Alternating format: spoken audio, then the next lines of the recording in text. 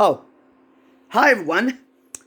You know that this year, I've been understanding why I noticed that Ant-Man and the Wasp Quantumania was dead on arrival last month.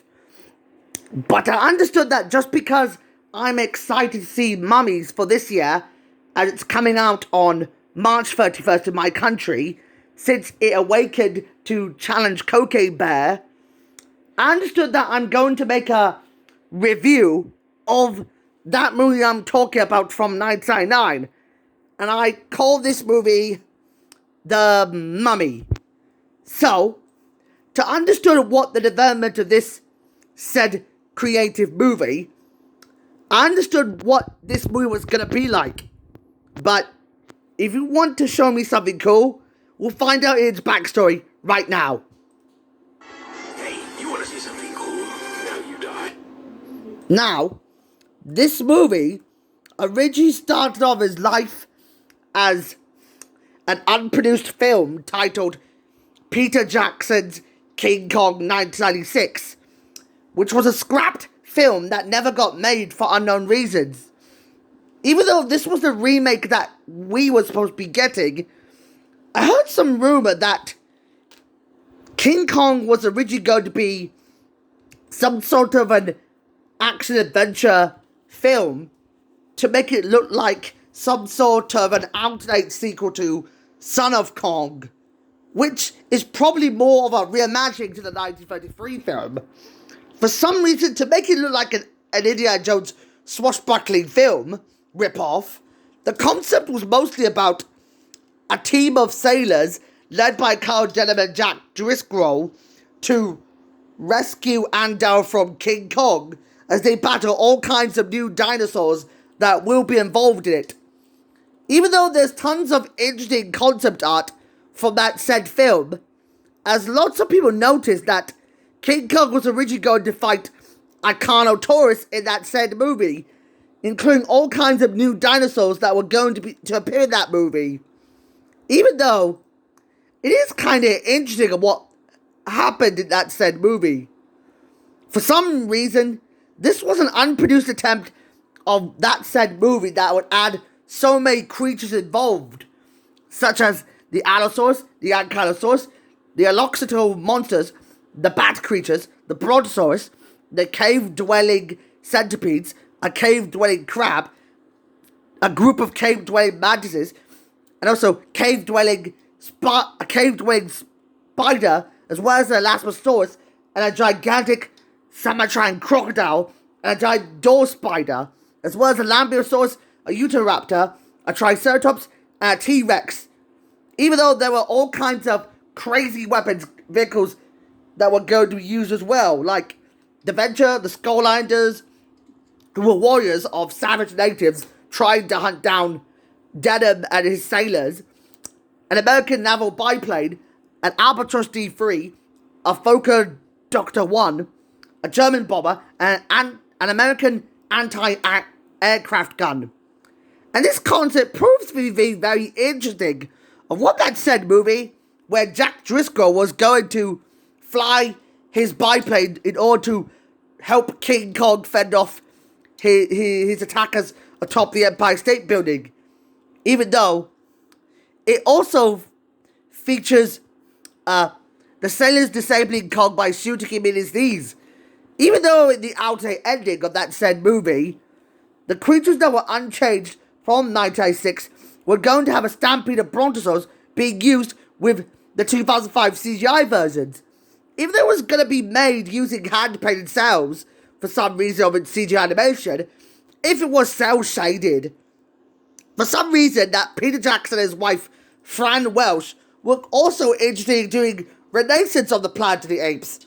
As both of the films were going to come out in 1998, they both got scrapped for unknown reasons.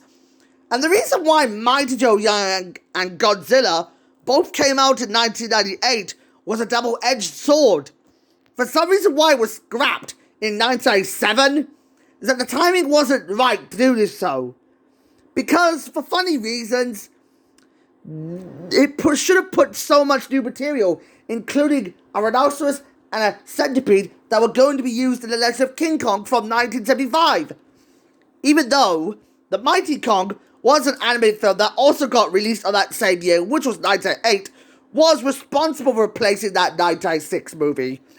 Since then, King Kong ended up getting released in 2005, with most of the elements being used in the 2005 remake, and Peter Jackson decided to do the Lord of the Rings trilogy instead, while a few elements of that 1996 draft, where the plane fight at the beginning of the story would be used for that said movie that we're talking about, which was The Mummy 1999.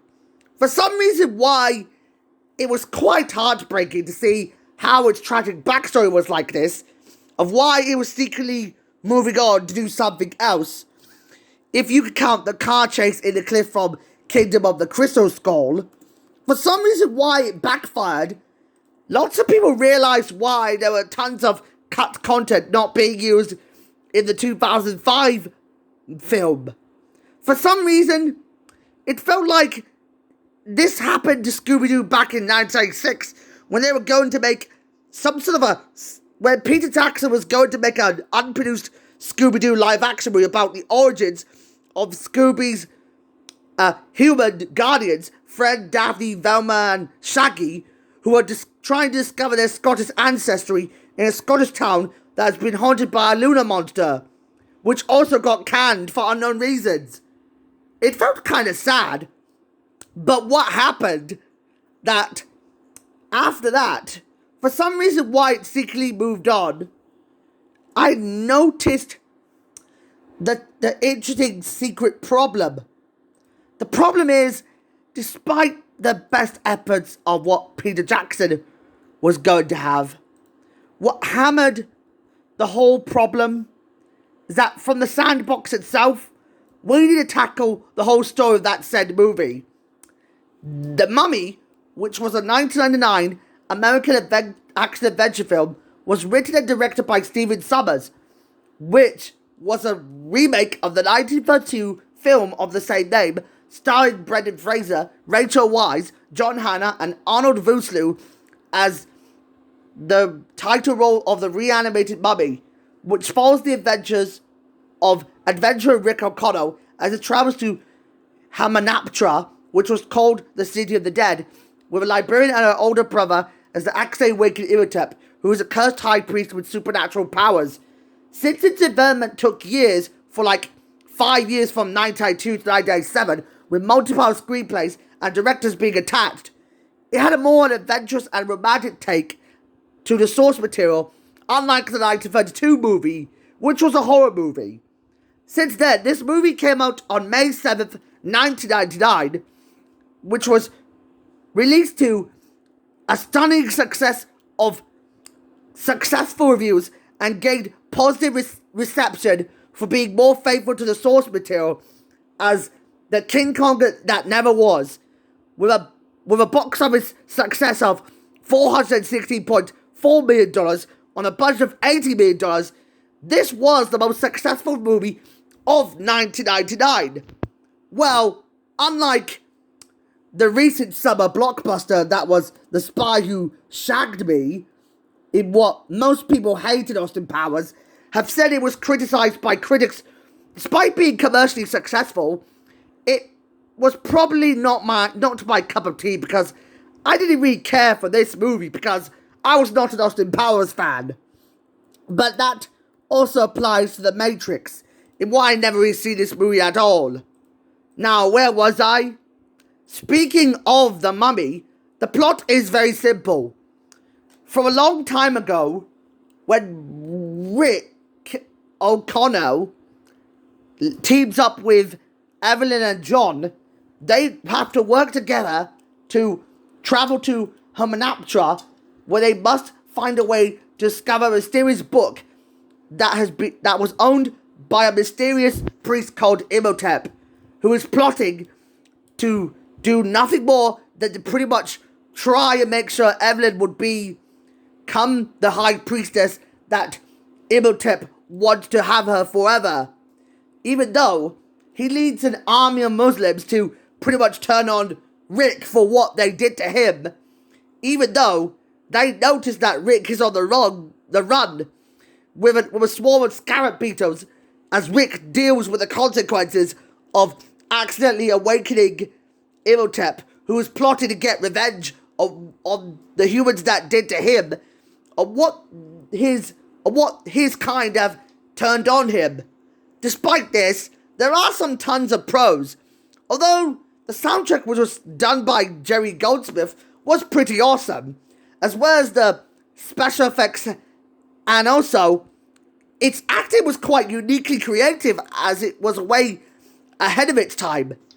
But even though it falls flat on its bad qualities, that there are some bad qualities out there, for some reason they had to use the airline version where Winston Havelock's plane crash didn't got used in it, even though they digitally added to Ankh Sunaman to cover revealing images, as well as a UK version that has been cut by 14 seconds to get a 12 certificate to be awarded, rather than a 15 certificate.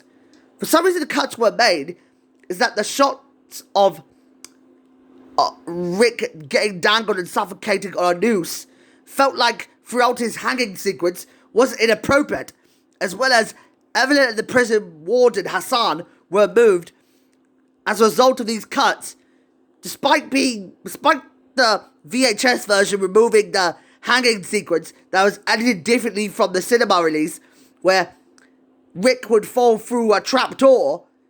I just felt aware that there was some dialogue being censored, since the trapdoor was originally censored as well. It removed a dialogue where Hassan says, "I'm a very lonely man," as he gropes Evelyn. It sounds kinda bizarre, but the biggest problem is that Imhotep's mummified form looks kinda disturbing. That, from my opinion, I understood what happened to his design in his mummified form. If I looked at him, when I looked at his design from 1999, I understood what happened to his design. That he looks like nothing but a zombie who came from a Sega Dreamcast video game. As I'll give you 2 quotes to show you about it. He stinks and I don't like him. Fuck it. Shitballs. So, yeah, for some reason, I didn't understand what was going on with that character, because I felt aware that this movie was quite crazy.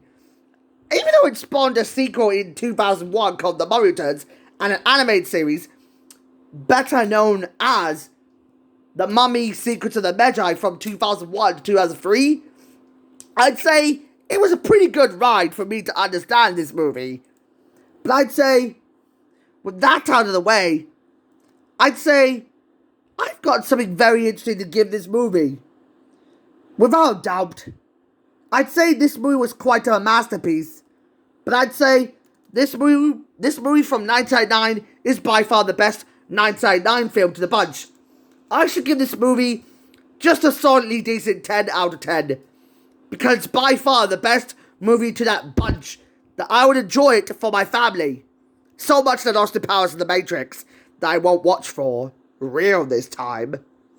Even though, with that out of the way, this could be me signing off, that if you would hit the like button, you could subscribe it to you all for now. So, bye-bye. And this was me, Sohail Karimullah, signing off. So, bye-bye.